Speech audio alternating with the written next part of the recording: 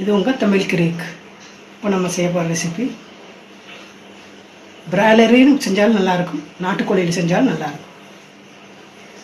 நான் நாட்டுக்கோழி எடுத்துருக்கிறேன், சூப்பராக இருந்துச்சு. அதனால் பேர் என்னன்னு சோம்பேறி சிக்கன்.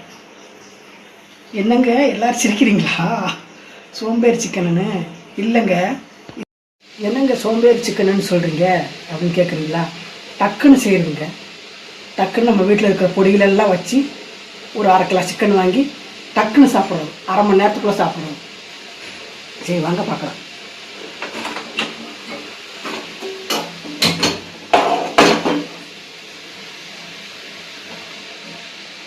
சிக்கனுங்க இந்த அளவில் சிக்கனு, கொஞ்சம் மிளகாத்தூள்,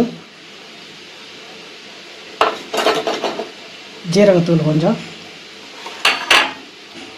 மல்லித்தூள்,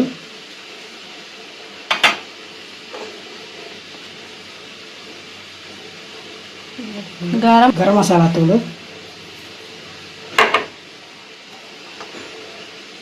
மிளகுங்க,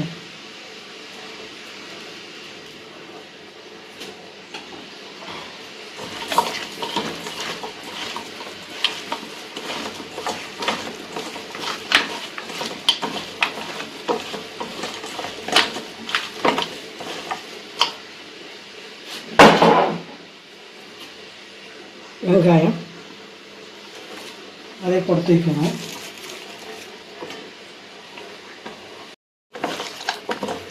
வெங்காயம் போட்டு நல்லா பசிச்சுக்கோங்க.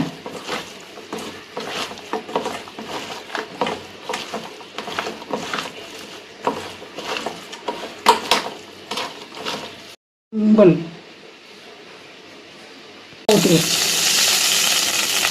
எண்ணெய் ஊற்றிக்கலாங்க.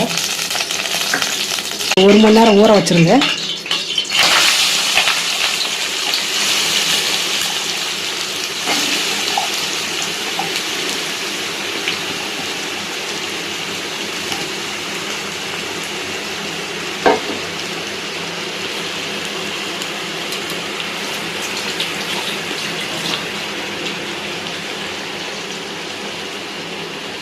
போட்டுக்கணும்.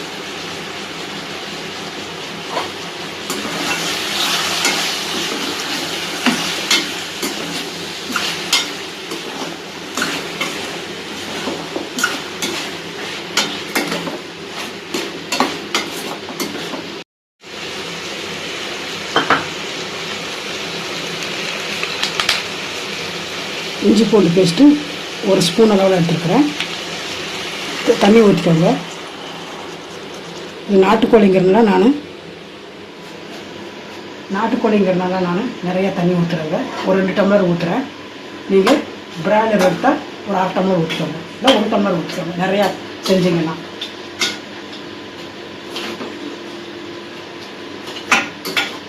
நான் 1 கிலோவுக்கு சொல்லிகிட்ருக்குறேன்.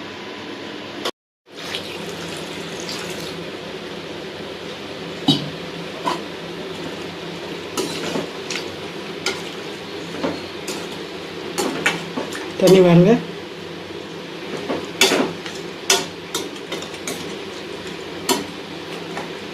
மக்களை வேகட்டும்.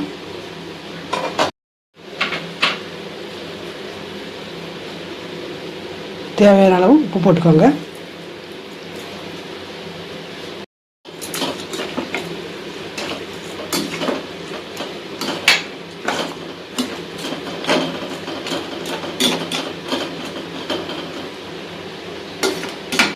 டம்ளர் தண்ணி ஊற்றணும். பாருங்கள், சூப்பராக வெந்துருச்சு. மக்களை பார்த்தீங்களா? சூப்பராக வெந்துருச்சு.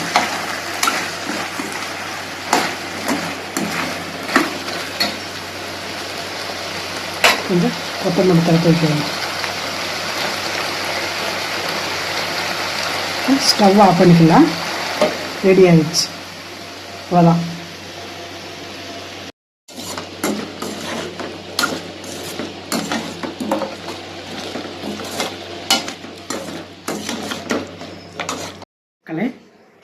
நமக்கு சோம்பறையாக இருக்குது, சோர்வாக இருக்குது.